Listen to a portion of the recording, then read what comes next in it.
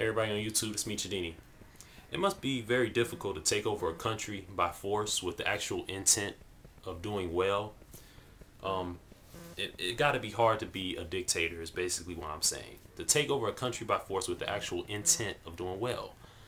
And I say that because, you know, even even presidents here in America, not 100% of Americans agree with them. 100% of Americans, not 100% of Americans like the presidents. A lot of them will want to actually kill the president. Actually saying, if I see him myself, I give him what I'm made out of and stuff like that. And you got to think, if there's no governmental system set up, you know, this is how the people will react violently. So this is natural. What's going on? You know what I'm saying? If there's nothing set up, if you really have the freedom that everyone wants this total freedom, it will be madness.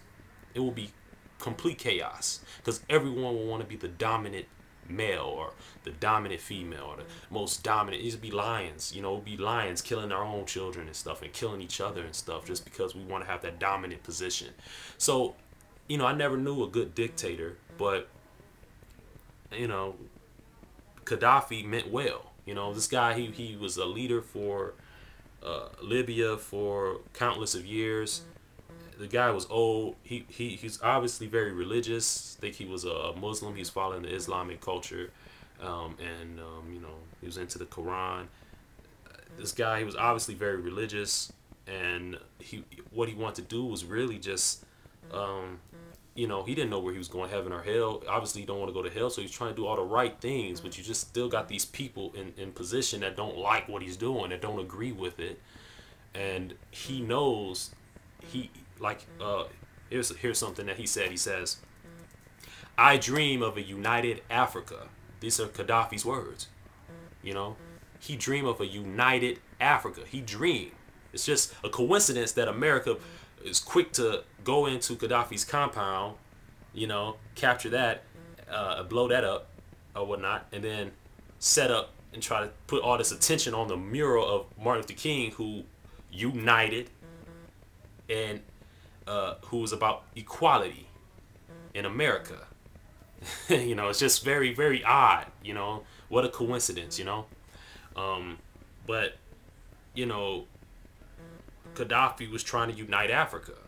This is what he said in his inaugural speech as a leader of the African Union, the AU, African Union. He was trying to unite Africa. Libya is already an oil-rich country, so there's a lot of poor countries that want to be friends with Libya. But then there's other countries who I guess you could say jealous of Libya or don't really like Libya because of certain past historical events or whatnot. And that's fine. But when you got someone this old trying to do right, you know what I'm saying? Maybe you want to sit there and talk to them. Maybe some sort of compromise that they can do to make Africa this great nation, I should say. And that's what Gaddafi, he had a dream of this. He had a vision of a United States of Africa. A USA, of United States of Africa.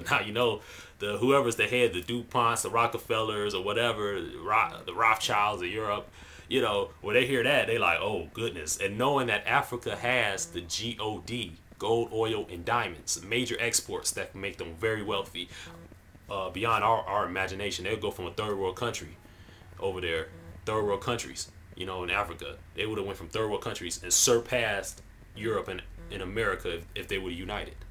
And of course, they didn't want that. Of course, they wouldn't. Why would they want Africa to be united? You know what I'm saying? Darkness spreading all around the place. They don't want that. That's the whole thing why King James did what he did with the Bible. You know what I'm saying? The crusades to try to create people in their image. Now look at us. We all speak English. We all do everything the European way, basically. Say Americanized, Westernized. It's all European. You know what I'm saying? I mean, Westernized, Americanized is all European, Then they go build up Martin Luther King statue in Washington, D.C. So they could counterattack that. The people who really followed Gaddafi and understood what he was trying to do with the United States of Africa and trying to create a united Africa, they try to block that out, because they know, black people, in America be like, oh no, what are they doing? You know, once they realized that Gaddafi was trying to do that, they were like, what? So they quickly put the focus on something else while they're doing that. So now, you know, and then knowing that there's going to be some racist white people that's not going to like Martin Luther King's mural at Washington D.C. So now that's kicking something on a national level, so it keeps us from being on an international scale for understanding that they was going to create this United States of Africa. You know, and when people look at, well, what about Nelson Mandela? Nelson Mandela was like Martin Luther King. He was about equality with all races. He didn't think that. I don't think he really had enough belief in his own people that they can actually get to a position where they could be higher than Europeans, Americans, or whatnot. You know, China even. I don't think he had enough.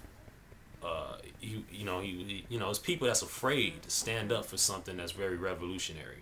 Gaddafi, the guy was old. You know, I mean, probably had a few more years left on him, man. You know, be actually honest with you, probably had another decade left, and you know, all he was trying to do was do something revolutionary, something something that people will remember, should I say, something that would be sustainable in the history of Africa, and something that even we will learn over here. But you know, they stopped that. They got to the nitty gritty with that. You know, so that's that. You know, I mean, but even he said in his speech to the African Union that he wanted his term as the leader of the African Union to be something where it was more action, more work being done than just words. So he wasn't trying to be Obama. He was actually trying to be someone that was going to unite Africa and bring them out of that third world country that we look at them as, and bring them to a great nation. And then they go out here and put Martin Luther King's memorial at Washington D.C. and put a lot of focus and publicity on that. So, you know, from someone who had a dream of equality and unity in America to, you know, attacking the compound of somebody who had a dream of a united Africa, a continent that was exploited, mostly third world country, a place that would actually be beneficial if they did unite. Of course, you know, jealousy and all that other stuff plays a part, and that's why it would be kind of difficult. And of course, being a dictator, all you know is force. So he was just doing what he knew. But you know, certain African states, African countries that didn't want to give up their sovereignty to give Africa a stronger, united voice in the world. You know, so that's basically what's going on there. You know, and that's why all this attention. You know, trust me, they would never put an MLK memorial up at Washington D.C. They would have never did it. They wait till now. Obama's in office, MLK memorial being brought up. They just got hit the compound of Gaddafi, who Gaddafi had a lot to do with American Muslims. He helped out with that a lot. And, you know, I mean, dude, oil-rich country.